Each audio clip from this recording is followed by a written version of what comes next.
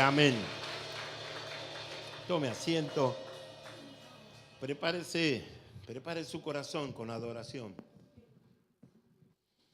¿Sabe? No puedo empezar este texto bíblico si no sigo con lo que le dije hace un ratito con respecto al temor de Dios. Salomón, que llegó a ser el hombre más inteligente, más preparado, con una capacidad intelectual muy amplia, cuando recibió de parte de Dios esa capacidad, esa inteligencia que sobrepasaba el común de la gente, la recibe porque en su juventud, en su inexperiencia, en su pureza, Salomón le dice al Señor cuando fue elegido rey, le habló en los sueños el Señor y le dijo, ¿qué quieres que te dé? ¿O qué puedo hacer? ¿Qué necesitas? Salomón solo le dijo esto, Señor, dame sabiduría para pastorear a tu pueblo, porque tu pueblo es grande, tu pueblo es numeroso.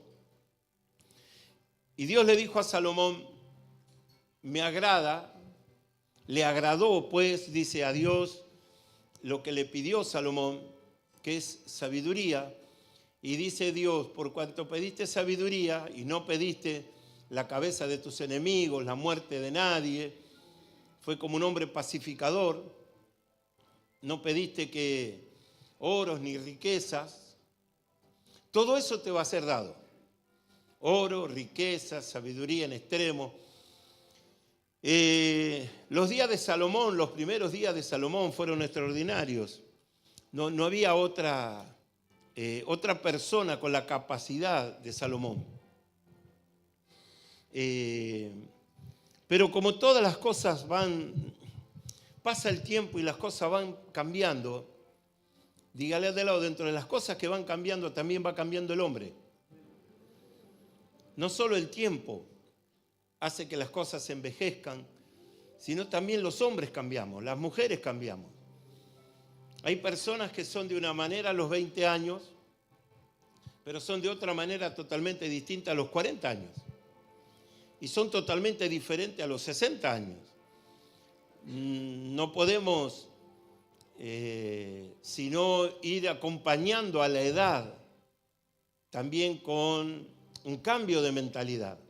Así que mientras Salomón en su inocencia le pide esto a Dios y Dios se lo da, los años pasaron y escuché por ahí de un predicador que se lamentaba por no haber tenido más tiempo o no haber dedicado tiempo para no andar en boliches o tomar ciertas cosas. Él decía, lamento haberme dedicado mucho a la iglesia y no haber caminado por el mundo. Y yo decía, la verdad, yo no entiendo nada lo que está diciendo esta persona, porque el que caminó en el mundo está corriendo para ir a los brazos del Señor y resulta que los que están en el brazo del Señor quieren correr para experiencias en el mundo. No lo entiendo. No hay otra cosa mejor que los brazos del Señor. Entonces, parecería que nuestros hijos o nosotros mismos, cuando conocimos al Señor, nos entregamos de manera absoluta, pero después con el correr de los tiempos parece como que es volver a la tendencia de salir de los brazos del Señor a experimentar otras cosas que ya estaban muertas. Salomón hizo eso. Salomón creyó en el Señor con todo el corazón. Fue honesto, fue sincero, fue transparente. Fue humilde. En su corazón no había violencia. No le deseaba la muerte a nadie. Y dice, y Dios vio el corazón de Salomón. Dios miró, consideró el pedido de Salomón y le dio no solo la sabiduría, sino todo lo demás. Las cosas van mudando con el tiempo. Van cambiando. Vamos haciendo cosas que de jovencito vamos a jugar a la pelota y de viejo hacemos cosas de viejo. ¿Por qué es la edad? Decirle al de lado, ¿por qué es la edad? ¿No? ¿Dónde dejé la llave? Y salimos a la calle, ¿a dónde tenía que ir? Sale con la bolsa de coto y después pregunta, ¿dónde tenía que ir? Nos vamos olvidando algunas cosas. Ya algunas comidas no las comemos, ¿por qué? Nos caen mal. Pero los desobedientes, ¿qué hacemos? La comemos igual y después nos arrepentimos. Bueno, mire lo que vamos a leer y tiene que ver con el conocimiento del Señor y el temor de Dios. Todo lo que pasó este fin de semana, cada palabra que fue soltado, no solo es para generar bendición y marcarnos un rumbo, sino para volvernos al temor de Dios. Salomón, con todo lo que pasó con su vida, se dedicó a hacer cosas que no tenía que hacer, y al final de sus días Salomón descubre esto y nos deja a nosotros esa información, que la verdadera sabiduría es tenerle temor a Dios. O sea, podemos ser capaces de descubrir misterios o secretos o ser hábiles en algún área, pero eso es parte de la sabiduría. Pero Salomón reconoce que verdaderamente la verdadera capacidad de la sabiduría es reconocer que hay un Dios, que hay un Dios y a ese Dios hay que tenerle temor. Ese temor reverente, santo, ese temor puro de relacionarse con un Dios que es bueno, con un Dios que es maravilloso, que da todo, pero lo único que nos pide es el corazón. Y al final de su día, Salomón, después de haber experimentado y haber hecho cosas que no tenía que haber hecho, lo mismo se arrepintió de estas cuestiones y al final de su día dijo, la sabiduría está en el conocimiento de Dios y en el temor de Dios. Desde el día que conocimos al Señor comenzó una experiencia, una materia, como si fuera del colegio, y esa materia o esa experiencia es conocerlo a Dios. Y de la única manera que tenemos para conocerlo a Dios es la Escritura. Yo puedo decir, yo conozco a Dios en un área, no quiere decir que conozco a Dios en todas las áreas. Pero por esa razón está en la Biblia. Si no leemos las Escrituras, dice erráis, que cada vez que tomamos una decisión o hacemos algo que no está bien, dice erráis, porque ignorar las Escrituras. Entonces todo lo que tenemos que hacer es guardar las Escrituras, leerlas, meditarlas, guardarlas, porque de ahí va a salir la sabiduría en el tiempo que se necesite sacar sabiduría. O cuando se llegue a un momento de decisión, más fuerte será la información que tenemos de Dios para poder avanzar. El enemigo está ahí para hacernos dudar de las Escrituras, el diablo está ahí para que miremos y consideremos, y si todos lo hacen, entonces llega un momento de tremenda confusión donde debe predominar el conocimiento de Dios. Al final de su día dijo, la verdadera sabiduría está en conocerlo a Dios y en temerle, porque si Dios nos quita su espíritu, morimos en el instante. Si Dios nos quita su presencia, somos seres, disculpe por el término, inútiles, incapaces, pierde sentido la vida. Si Dios no está en nosotros o nos marca el camino, no tiene sentido muchas cosas. Hemos visto, ahora estamos todos asombrados por un diputado en Misiones, un hombre importante, un hombre con dinero, un hombre que está como por sobre la media del pueblo, un hombre que le encontraron en sus teléfonos, en su computadora, tenía videos de pornografía infantil con animales, corrió, se escondió, gracias a Dios lo atraparon. Ese hombre era el que legislaba leyes para que a usted, para el pueblo, para la gente común, él con su voto podía aprobar o desaprobar, y en su corazón hay perversidad. Se escondieron hasta que la justicia, gracias a Dios, los alcanzó. Entonces, dice que cuando el Señor habla del corazón del hombre, dice, perverso, malvado, duro es el corazón del hombre. ¿Quién puede conocer el corazón del hombre? Y cuando habla del corazón del hombre, no habla solo del corazón, sino de la conciencia de las personas. ¿Hasta dónde va la conciencia? ¿Hasta dónde da la conciencia? ¿Por qué la conciencia permite determinadas cuestiones? Y es ahí donde Salomón apunta, es que el riesgo se puede minimizar si yo conozco a Dios. Un vecino salió con una escopeta, el otro salió con un revólver a tirotearse en las calles. Estamos viendo cosas que no se veían tanto.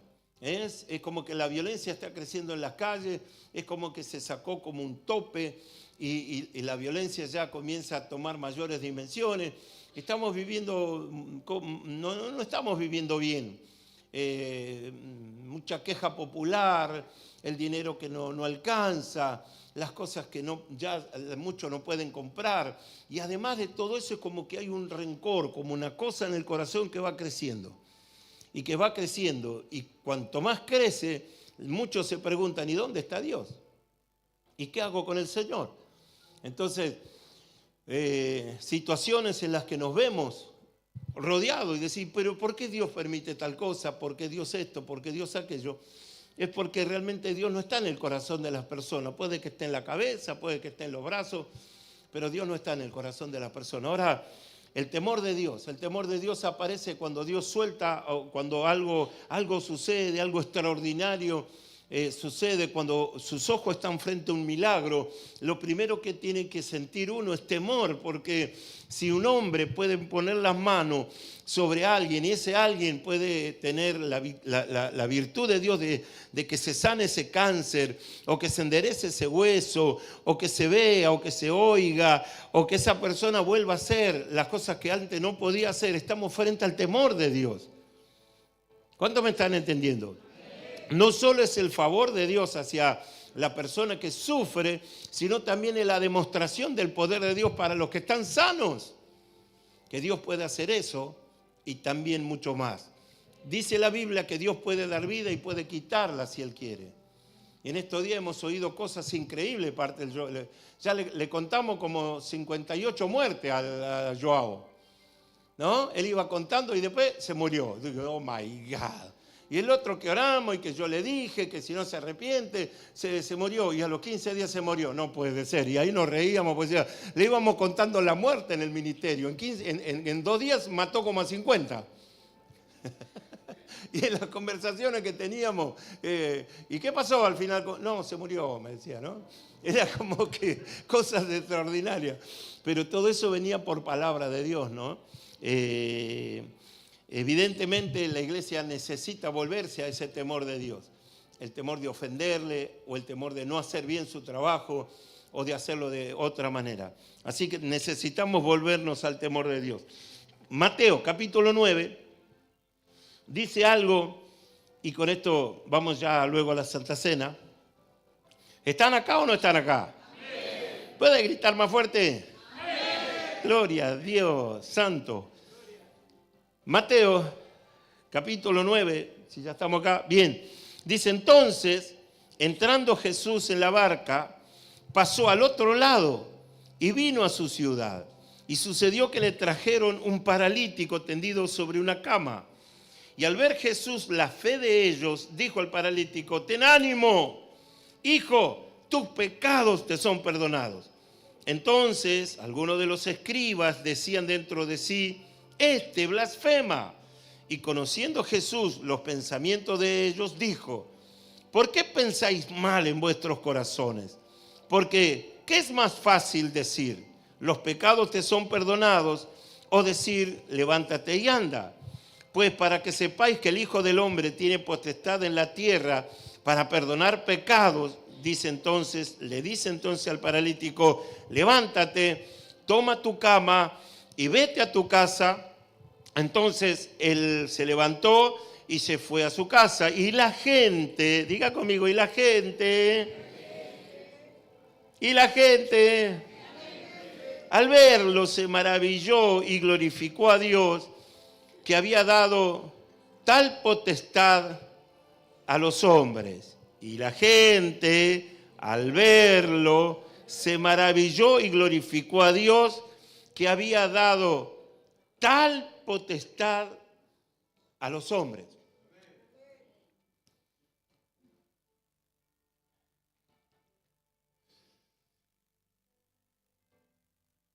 ¿me puedo ir unos años atrás? ¿Me deja irme unos años atrás?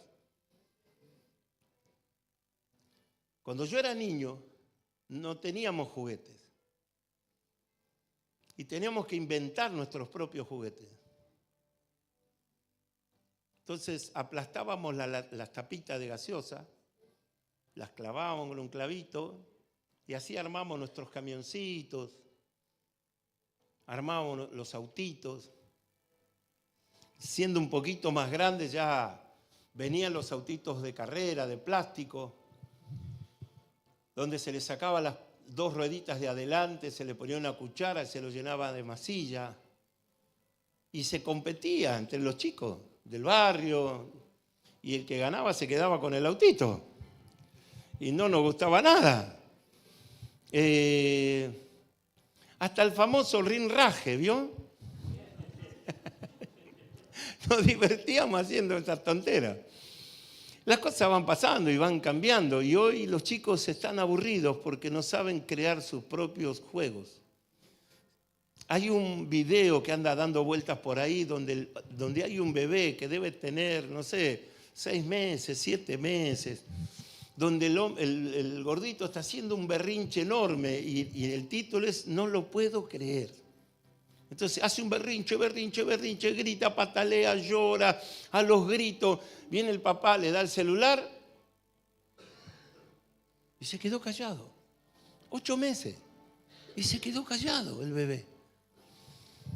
Entonces, dice la Biblia que las generaciones van a ir pasando y la gente va a ir cambiando de su modo de pensar. Y lo que era digamos, de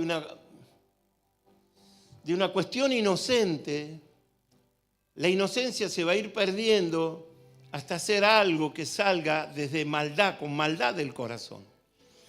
Entonces antes era muy común tener cierta confianza con el vecino o los vecinos. Se los conocía por su nombre, o cuando hacían un trámite o le dejaban la llave o ciertas cosas, tenían una confianza, compartían algún tipo de alimento. Había una relación diferente de confianza, pero al ir pasando los tiempos, eso también fue roto, eso también fue quitado de parte de nuestra y de los demás también. Fuimos modificando nuestras costumbres. La fe en Dios se fue apagando. Si usted le pregunta a los que ustedes quieran preguntarle, a medio mundo, tal vez le va a decir sí que creen en Dios. El problema no es creerle a Dios. El diablo también cree en Dios. Y sigue siendo diablo. Entonces dice la Escritura que el que había de venir, el Mesías, el profeta, lo que el mismo Dios habló que iba a venir y que por tantos años lo esperaron, un buen día se acabó la promesa y la promesa se hizo realidad. Yo no sé si hay alguien acá que está esperando en la promesa y está diciendo mi promesa está tardando, Dios se olvidó de mí, me parece que el mail no llegó, el WhatsApp no llegó. Yo vengo a decirle en esta mañana de parte de Dios lo mismo que le dije el fin de semana. Dios se acordó de nosotros, ese mail llegó, esa oración llegó, esa petición está en el trono de Dios. Dios le está dando forma para que cuando se desate la bendición, dígale al lado, es que sea mucho más grande, es que cuando Dios desate su gloria sea una gloria poderosa para su vida y esa respuesta sea contundente para usted y para mí. ¿Cuántos dicen amén? Dígale al de lado, no es que está tardando, está esperando que yo crea. Lo que ya Dios dijo que nos va a darnos, ya nos lo dio, ya nos dio. Eso que usted está esperando ya está suelto desde antes de la fundación del mundo. No es que usted le pidió antes de ayer y Dios responde hoy, no. Lo que usted pidió ayer ya estaba conocido en el cielo desde antes de la fundación del mundo. Esto ya es historia conocida. Ya Dios repasó, acuérdese lo que le dice su pastor. Dios creó acá en este punto todas las cosas, perdón por la cámara. Todas las cosas fueron pensadas, conocidas, creadas y hechas. Y Dios dice que le dio orden al tiempo y todo se fue dando en su tiempo. Todo se fue dando en su tiempo hasta que Dios fue desde acá hasta el final, hasta el último día, y miró hasta acá el último día y repasó y dijo Dios que todo lo que Él hizo fue bueno. Y como dijo Dios fue bueno, empezó a repasar hasta llegar al principio de todo. Y cuando Dios vio que todo era bueno, le dio orden al tiempo y todo comenzó a hacerse según el conocimiento y la voluntad de Dios.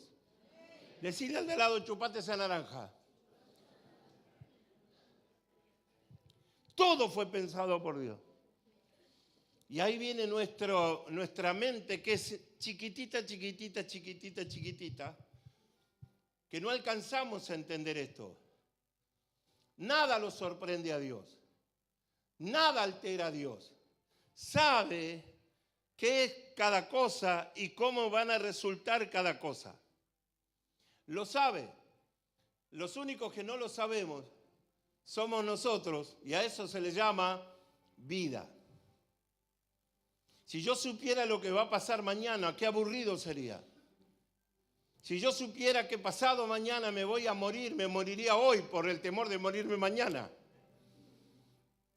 Si yo supiera que pasado mañana me voy a obtener un premio enorme y voy a ser millonario, dormiría ahora para despertarme ese día.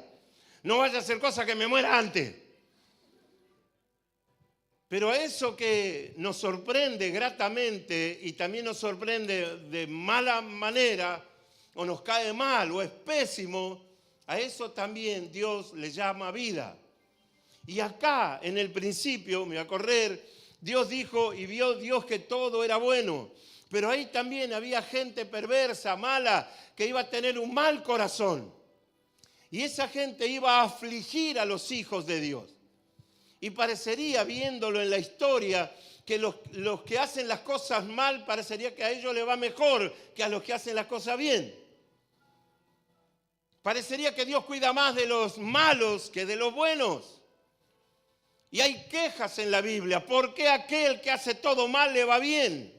Hay quejas en la Biblia. Y otro dice que el malvado, que aquel, que así, que asá, a ese le va mejor que a mí.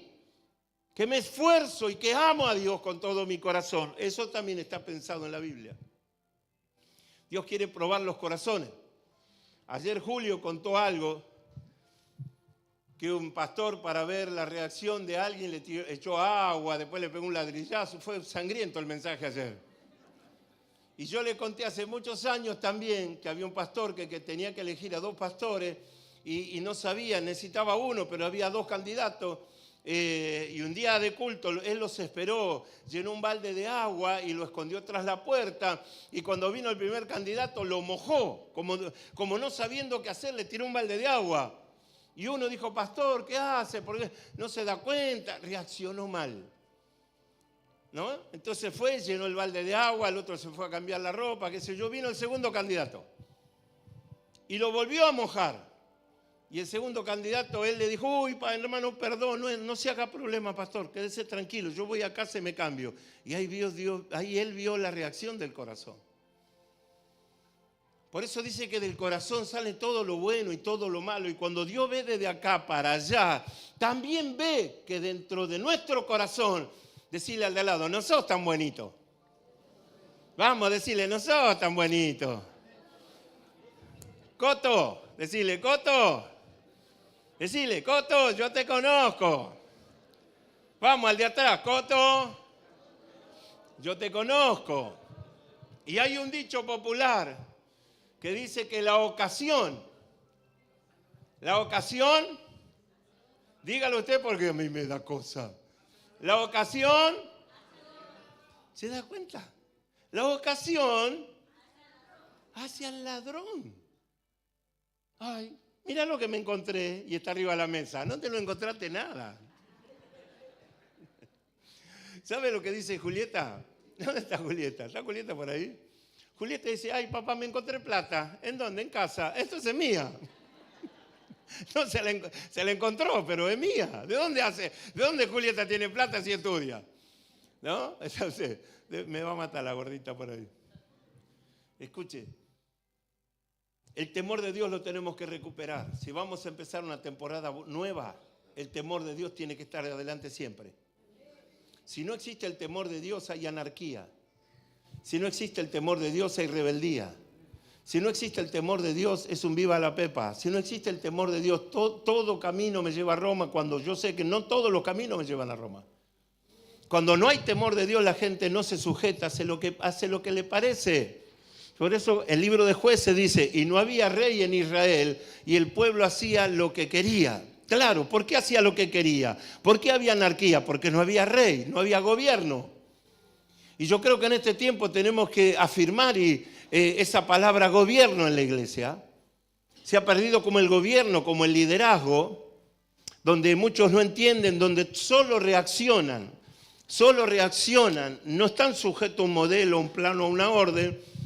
Entonces, dice la Escritura que el corazón del hombre se va poniendo un poquito más duro, pero en este caso, ya vamos al mensaje, dice la Escritura que en un momento el Señor sintió en su corazón trasladarse a la otra orilla, y en la otra orilla estaba el Gadareno. Eso se llama sensibilidad espiritual.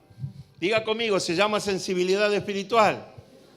Si un hombre de Dios, una mujer de Dios, un siervo de Dios, un líder o alguien que quiere servir a Dios no tiene esa sensibilidad espiritual, tiene que ir al colegio de sensibilidad espiritual otra vez. Tiene que orar, tiene que buscar de Dios, tiene que ayunar, tiene que quebrarse, tiene que buscar y buscar y buscar y buscar hasta que sienta él el dolor del otro. Jesús estaba en esta orilla, capítulo 8, dice, cuando llegó dice los endemoniados gadarenos. Cuando llegó a la otra orilla, a la tierra de los Gadarenos, vinieron a su encuentro 2 endemoniados que salían de los sepulcros, feroces en gran manera, tanto que nadie podía pasar por aquel camino. Jesús fue a ellos. Jesús fue al problema, Jesús se involucra en el problema y dice, muchachos, vamos hasta la otra orilla. Y usted ya sabe lo que pasó en Gadara. El Señor echó a los demonios, ese que estaba endemoniado luego le sirve al Señor, etcétera, etcétera, etcétera, etcétera. Y una vez que cumple con su ministerio, dice que vuelve otra vez a su orilla. O sea, fue y volvió. Diga conmigo, fue y volvió. Entonces, cuando está en su ciudad, cuando está en su orilla, dice, entonces entrando Jesús en la barca, pasó otra vez al otro lado y vino a su ciudad. A su ciudad. Y sucedió que le trajeron un paralítico tendido sobre una cama, y al ver Jesús la fe de ellos, dijo al paralítico, ten ánimo, hijo, tus pecados te son perdonados. Acá comienza una historia tremenda. Es el deseo, es el origen, es el meollo, es la raíz, es la semilla del Evangelio. Dice en el libro de Hechos de los Apóstoles que Dios añadía a la iglesia a los que iban a ser salvos. Eso es fácil. El hecho de ir a buscar a la gente es complicado. Acá dice, no es que Dios lo trajo al paralítico. Dice que los amigos trajeron a un paralítico en un lecho, en una camilla. Yo creo que ese ministerio se llama misericordia. Cuando yo pierdo la sensibilidad, pierdo la misericordia. Ya no siento el dolor del otro, ya no sentimos la aflicción de las personas. Parecería hasta que nos molesten. Es como esa gente que en el semáforo viene y te pide una moneda. Algunos es un negocio y ya sabemos de esto y no quiero hablar de eso. Pero usan esa cuestión de pobreza y de miseria para generarle al otro misericordia.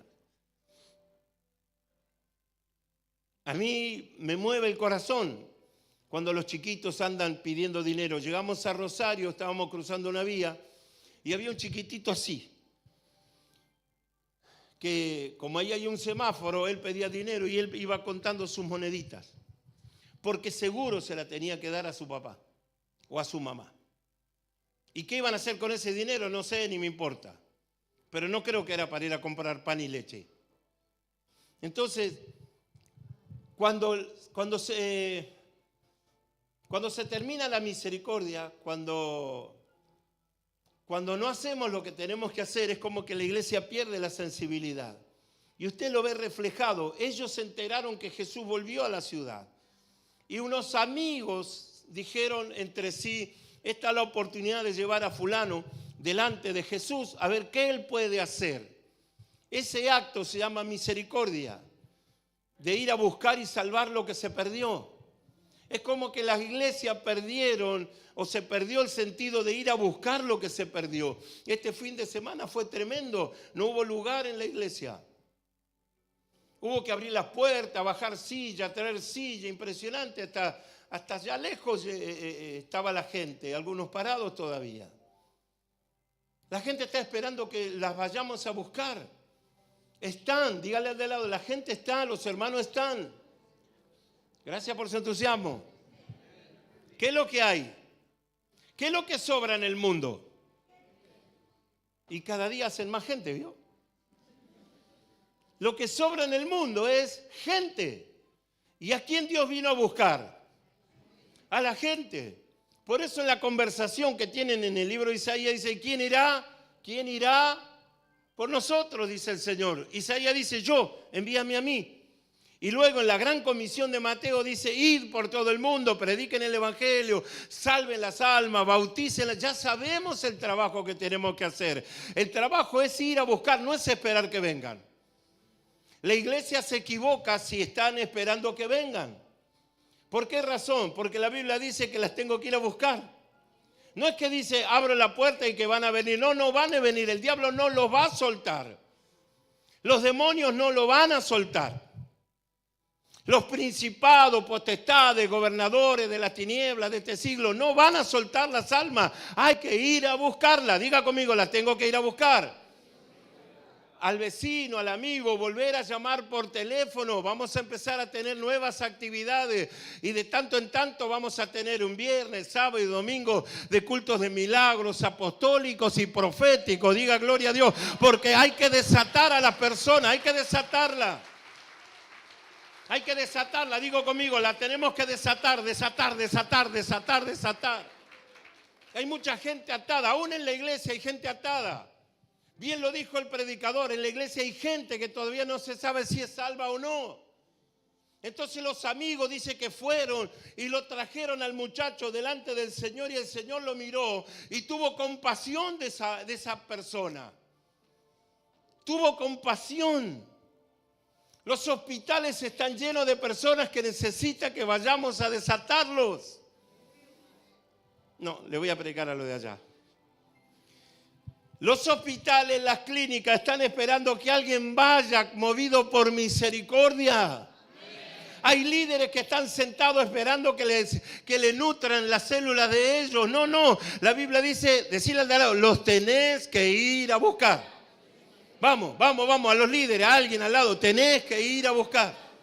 Si la iglesia se va a mover en una nueva dimensión, es que como pastor le voy a pedir que usted vaya a buscar y a salvar lo que se le perdió al Señor. Somos siervos del Señor, no estamos cómodos. Yo no lo llamé a una silla. Y si usted está sentado en una silla, ahora viene el Espíritu de Dios que lo levanta para ir a buscar y a salvar lo que se perdió.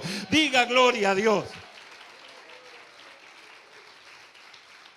Ese ministerio se llama Ministerio de Misericordia.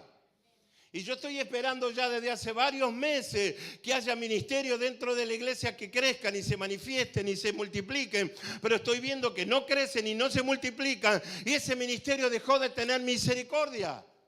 Y serán cambiados los líderes.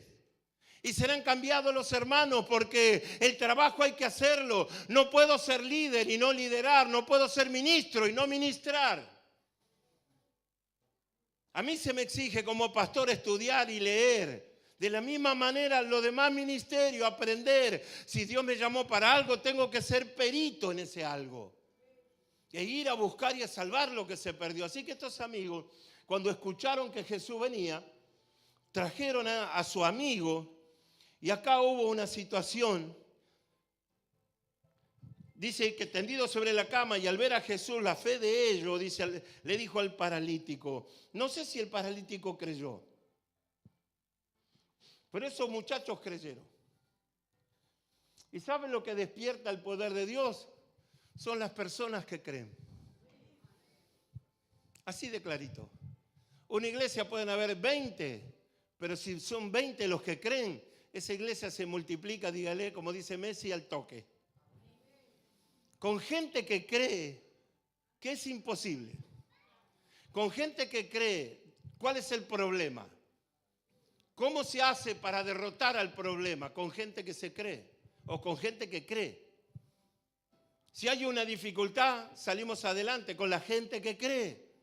Y si hay un gigante, el gigante cae por tierra con la gente que cree. Y los que creen se tienen que juntar a clamar al Señor, porque el Señor es especialista en derribar montañas, gigantes, problemas, dificultades.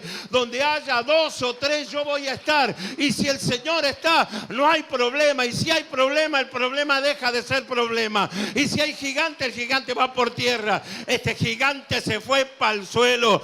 Y este gigante se fue para el suelo, ¿se acuerda? Y este gigante se fue para el suelo. Y que lo sepan los filisteos. Vamos una va. Y ese gigante se fue para el suelo.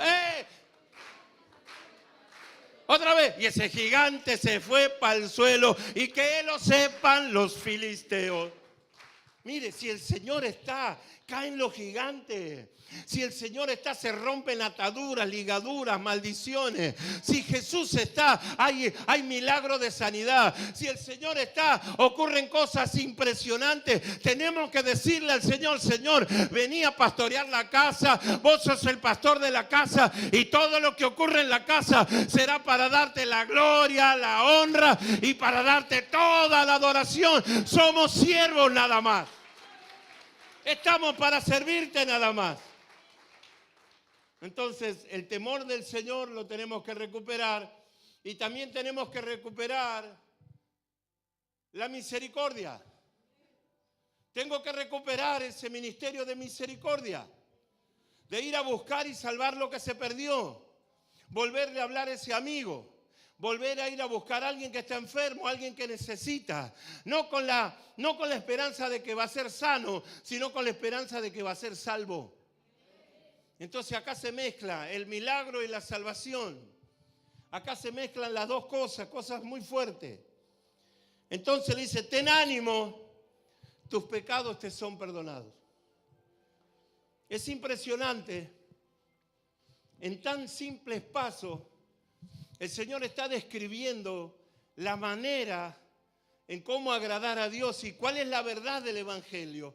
La verdad del Evangelio no es la sanidad de tu cuerpo, es un acto de misericordia, que Dios sane o te prospere o te bendiga.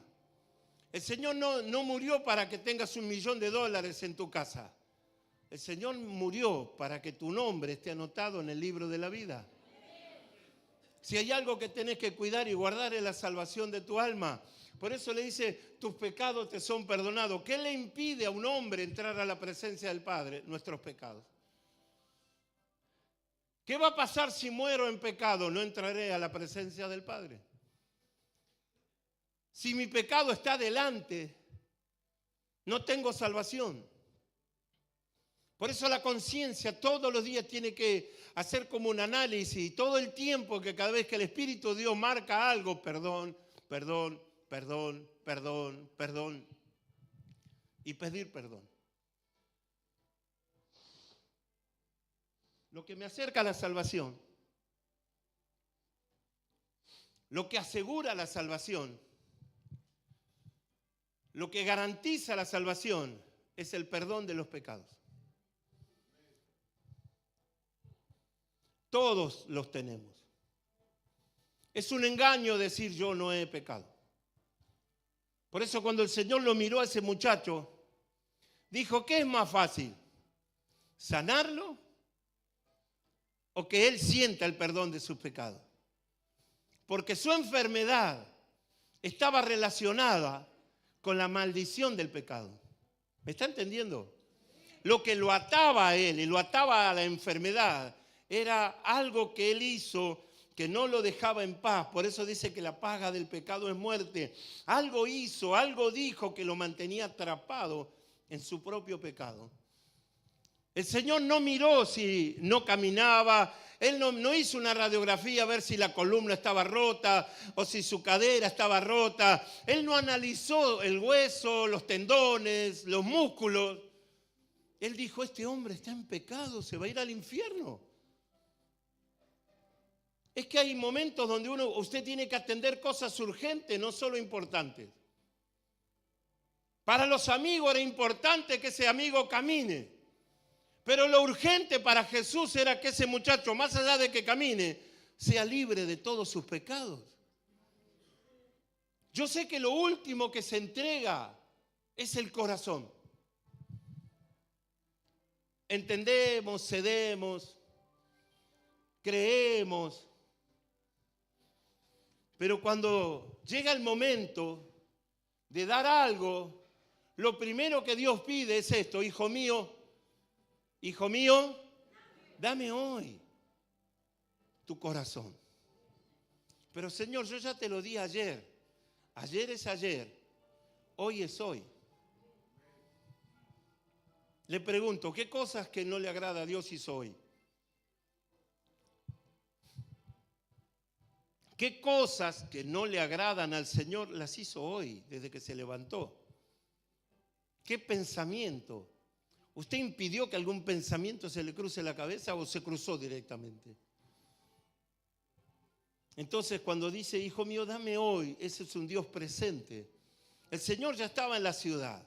Se juntó ese equipo de misericordia. Lo toman al muchacho, lo llevan delante del Señor, el Señor lo ve y Él dice así, no solo es un problema físico, sino es un problema espiritual.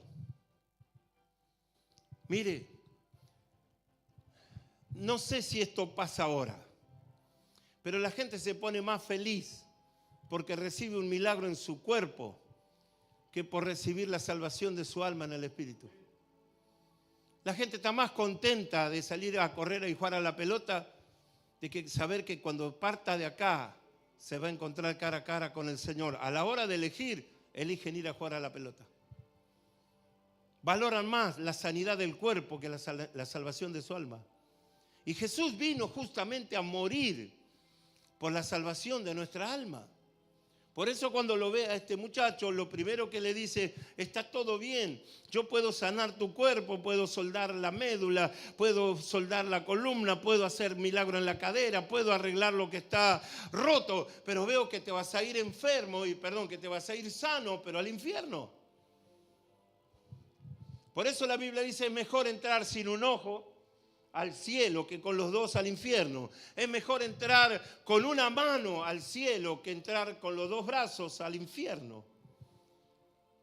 Y si hay algo por lo que nos olvidamos muchas veces, por el exitismo y por la publicidad, por la televisión, por la vida exitosa, etcétera, etcétera, es que pensamos más en las cosas buenas que en las cosas reales.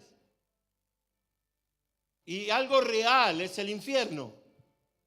Todos los días el diablo viene a golpear la puerta de tu corazón a ver si te puede ganar otra vez y llevarte otra vez a las tinieblas. Todos los días viene a buscarte. Mire, si hay alguien que insiste todo el tiempo en golpear la puerta de tu casa, es el mismo Satanás.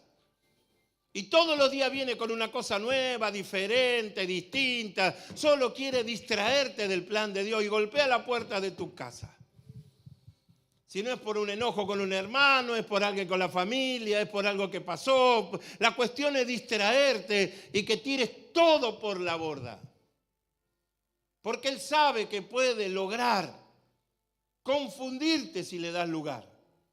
Así que cuando ese muchacho estuvo ahí, y yo creo que si le hubiese Jesús preguntado al muchacho, ¿qué quieres, ser sano o salvo? Le hubiera dicho, quiero ser sano. Quiero volver a trabajar, quiero volver a jugar a la pelota.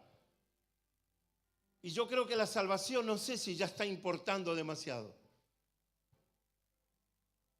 Todo lo que está dando vuelta en este mundo es a favor de la humanidad del hombre, no de la espiritualidad del hombre. Y usted vio que para tener éxito y para ser millonario en las publicidades, ¿quiénes son los que son millonarios y tienen éxito? ¿Quiénes son? ¿Los negritos? ¿Cuáles son los modelos de publicidad? Rubio, gracias. Por fin alguien que escuche el mensaje, gracias. Los demás pueden irse. Escuche, para ser millonario exitoso tenés que ser lindo, blanco, rubio y de ojos celestes, así como yo. Si sos negrito y tenés un poquito la nariz larga, la boca ancha, qué sé yo, no calificás. Miralo al de al lado y decirle, qué lindo que sos. Hay un patrón que la mayoría sigue. Entonces, en ese patrón no calificamos. Pero el diablo viene a destruir esas cosas. Viene a destruir tu buen corazón. Viene a destruir con cualquier herramienta que le alcance lo que quiere desviarte del camino. Pero mire esto, ¿no? Mire qué maravilloso. Ahí está el Señor, están los amigos, el enfermo y el Señor. Los demás a lo mejor estarían diciendo, ¿y qué va a hacer ahora? Yo creo que ahora se va a develar el misterio y ya vamos a ver todo, se van a dar todo cuenta de que es un charlatán. Versículo que sigue. Entonces algunos de los escribas decían dentro de sí, este blasfema.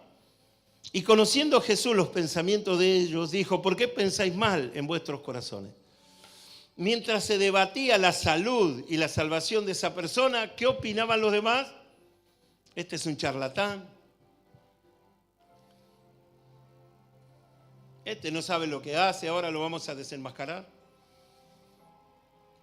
Y yo creo que el mayor milagro que ocurrió en ese tiempo, en ese momento, no solo fue liberar al enfermo, sino demostrarle a los que estaban sanos que su corazón estaba podrido. ¿Me está entendiendo? Estaban más enfermos los que estaban afuera, los escribas, la gente que estaba ahí, estaban más enfermos que ese paralítico. Por eso lo demostró tan fácilmente. Muchacho, a ti te digo, levántate, toma tu lecho y anda a tu casa. Y dice que el muchacho se levantó, tomó el lecho y se fue a la casa. Los que quedaron atónitos son los demás. Los que estaban más enfermos eran los que parecían ser sanos. ¿Sabe cómo se le llama eso? Hipocresía. La gente estaba ahí y no le importaba a Jesús, no le importaba el muchacho, no le importaba nada. Era una cosa asombrosa que volvió al barrio y que paseaba por ahí. No estaban ahí por un milagro, no estaban por necesidad, estaban para molestar. Estaban para molestar. Cuando el Señor miró lo que había dentro de los corazones y le pregunta, ¿por qué tienen esos pensamientos? Yo quiero cerrar ya con esta pregunta.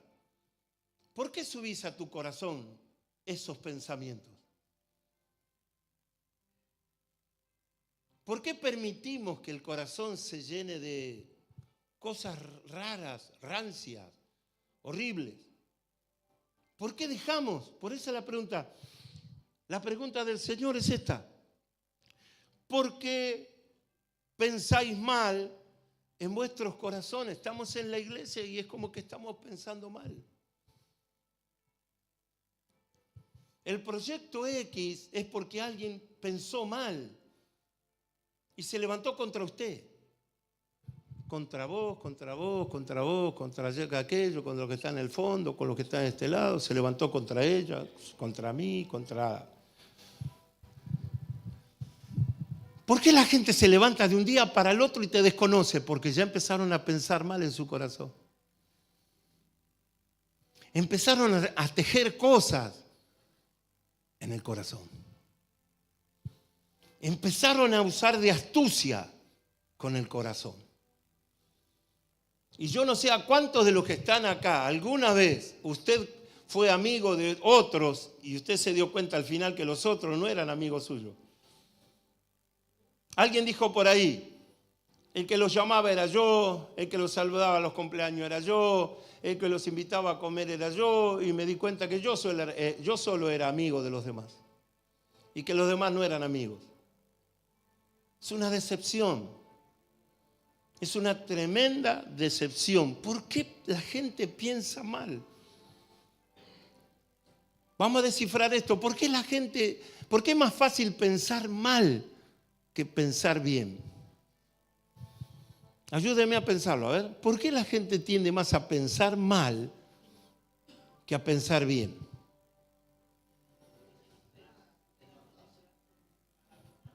Porque ¿sabe por qué piensa mal? Porque el mentor de ese corazón no es Jesús. Ese corazón está alimentado por las tinieblas, por eso piensan mal. Por eso dice que el diablo es el más grande mentiroso. Y toda persona que no le entregó el corazón a Jesús tiene un problema con su corazón. Un día puede que piense bien, otro día puede que te desconozca, otro día te abraza y te dice que te ama o que sos su amigo, y otro día no te abraza y te condena.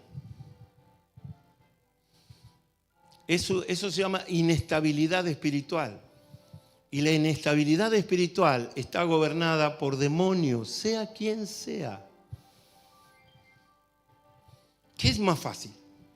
Dijo Jesús, decirle a este que se levante y se vaya, o el perdonar pecados. Yo creo que la gente se enfoca más en el cuerpo que en el área espiritual. Cierro la lectura. Dice, pues para que sepáis que el Hijo del Hombre tiene potestad en la tierra para perdonar pecados, le dice al paralítico, levántate, toma tu lecho o tu cama y vete a tu casa. Y miren lo que dice la Escritura. Entonces él se levantó, ¿y a dónde se fue? A la casa. Y la gente al verlo se maravillaba, daba gloria a Dios, pero no sabían por qué daban gloria a Dios, porque sí entendían que había dado total potestad a los hombres. Oiga, y la Biblia dice que Dios no le dio potestad a los hombres, sino a Jesús. Los hombres no hicieron eso. Lo hizo Jesús. Se maravillaban. Oh, mirá, se levantó. Qué sé yo, qué grande el hombre. Y no eran los hombres, era Jesús. Maravilloso es el día que Jesús viene a tomar posesión nuestra. O en nuestra vida o en nuestro ser interior, ¿habitan las tinieblas o habita Dios? Es decirle al de al lado, eso es así. No hay tal cosa como que el cuerpo está vacío. Por eso dice que cuando una casa está deshabitada, ¿qué pasa? Antes había un demonio en esa casa deshabitada. La casa vuelve a estar deshabitada y ¿qué pasa? Viene ese que estaba con 7 peores. ¿No dice así la Biblia o me equivoco? Entonces nunca el hombre está vacío. El hombre siempre está lleno de algo, sea bueno o sea malo. Decirle al de al lado, el hombre siempre está lleno de algo bueno o de algo malo.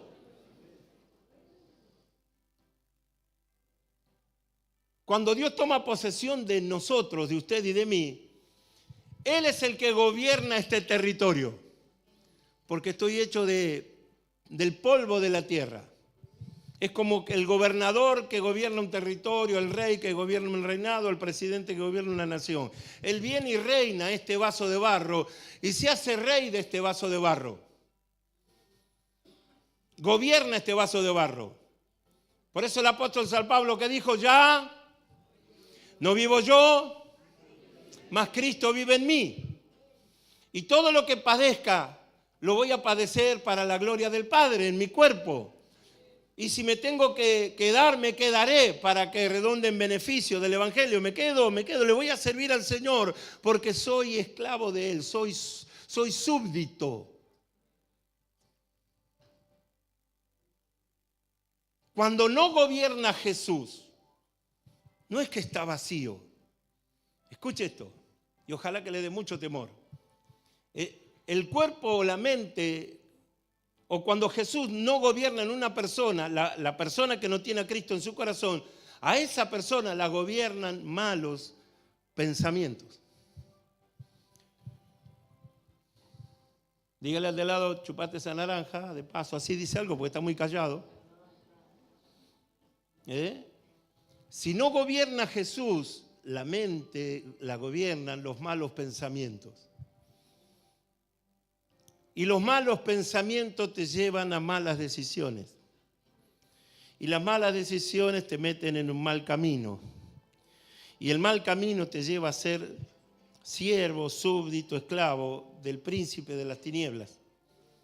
Y sin quererlo y sin saberlo, en un ratito, de un día para el otro, pasaste de estar siendo llevado de la mano por el Señor a siendo llevado de la mano por el príncipe de las tinieblas.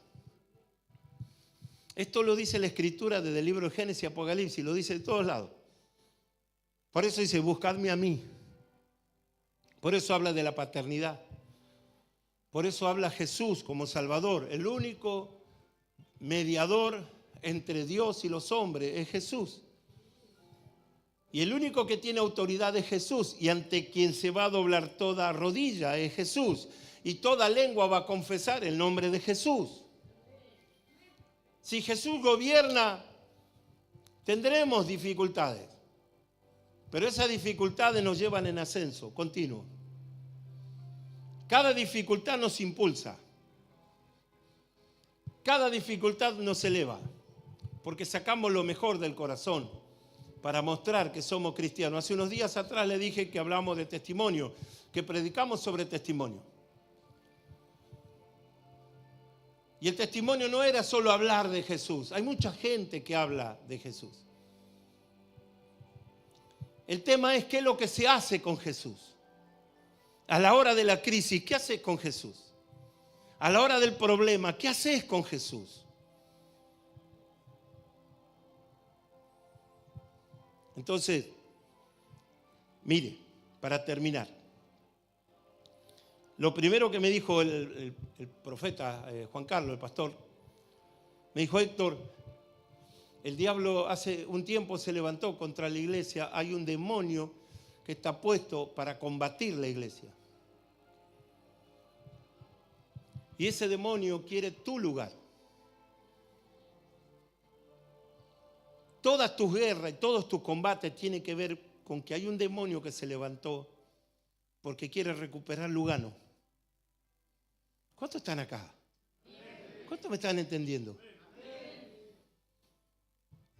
Mi suegro me dijo una vez, el pastor Felipe me dijo: mirá, el diablo se va a levantar contra mí, pero si no puede contra mí, va a ir contra vos, o contra aquel, o contra el otro, o con aquel que le dé lugar. Y va a entrar. Y si el diablo entra, va a ser un lío bárbaro, un destrozo. Sin que sepa nada, ese hombre empezó a hablar. Escuche esto. El Señor está acá. Yo le pedí al Señor una palabra para comenzar el año 25. Y no la tenía, y no la tenía, y no la tenía. Llegué acá, me senté en la oficina y de repente vino el Salmo 115. Abrí la Biblia, busqué el Salmo 115 y leer ese texto para mí fue de un enorme alivio. Dios se acordó de nosotros. Esos amigos se acordaron de su amigo. Ellos dijeron: está Jesús por acá. Vamos a buscar a nuestro amigo. Y llevaron a su amigo a la presencia del Señor. Esa cuestión que yo le dije que se llama misericordia es la que tuvo Dios con ustedes, no solo conmigo. Porque yo sé que el enemigo también se te levantó a vos. Y se te levantó en distintas áreas de tu vida. Y yo sé que ese enemigo se levantó y más de muchos creyeron más en ese demonio que en todas las palabras que se han soltado sobre ellos de parte de Dios para su vida. Valió más el grito y la amenaza de las tinieblas que la voz de esperanza de Jesús. Creyeron más el temor. Hace muchos años atrás estábamos en Ferré. Un culto hermoso. Y vino una hermana, empezó a los gritos en el fondo. Empezó a los gritos, empezó a gritar, a gritar, a gritar, a gritar, a gritar. Fueron a ver qué pasaba. Y empezó. como diciendo en este sector, en esa esquina, en el techo de aquel lugar, en esa esquina, veo un demonio, veo un demonio, veo un demonio, veo un demonio, veo un demonio. Y salió gritando, veo un demonio. La agarramos hasta de los pelos, pobre hermana. Pero con amor. Le ministramos, se tranquilizó. Veo un demonio, veo un demonio, veo un demonio. Esta iglesia se va a cerrar. Se fue, no vino nunca más. Después vino otra que vino a buscar novio a la iglesia. Hasta que encontró al novio. Sí, lo encontró. Jesús. Esa mujer también dijo, porque se la reprendió y hablamos con el chimoltrufio este. Digo, loco, era un anciano, era un predicador. Y la otra era la chilindrina, más o menos. Discúlpeme, no lo puedo decir de otra manera. Perdón. Y le decíamos, mirá, fulano, que así, que así. No, claro, 70 y pico de años soltero y vino el bombón asesino, ¿vio? Y los ojos se le fueron. Y con él se le fue el corazón. Y no hubo manera de hacerlo volver. Y un día vino a la iglesia a gritar en la iglesia. ¿Y qué dijo? Esta iglesia se va a cerrar, se va a cerrar, se va a cerrar, se va a cerrar, se va a cerrar. 2. Un día estábamos acá. Y vino una persona con turbante. Era más parecido a una May que a un... ¿Y quiere hablar conmigo? Sí, tengo un mensaje. ¿Y cuál es el mensaje? Ajá, ¿y qué va a pasar? Usted tiene que hacerse judaizante. Porque si no, esta iglesia se va a cerrar. Y después vino otro, y después vino otro. Constantemente era atacar la cabeza. El que renegaba era yo. El que luchaba era yo. El que le decía, Señor, ¿qué pasa con esto? ¿Tan lindo soy? Señor, ¿qué onda con esto? ¿Y sabe qué necesité ahí? De los amigos que traigan la camilla. Porque poco tiempo después entré en esa espiral del síndrome de burnout. Y su pastor se enfermó. Y se enfermó. Los ataques eran acá. El burnout hacía que yo viera que las cosas no se hacían. Y que las cosas que se hacían mal. Y tenía que poner más velocidad y más ganas. Y eso me llevó a un síndrome de ansiedad que está paralelo al burnout. Y después de todo, los pastores me dijeron, negro, hiciste mucho tiempo y no descansaste. ¿Cómo descansar? Salimos del aire. Chao. Porque esto es para los hijos de la casa. Se está persignando este, mire. Escuche. Uno solo tira.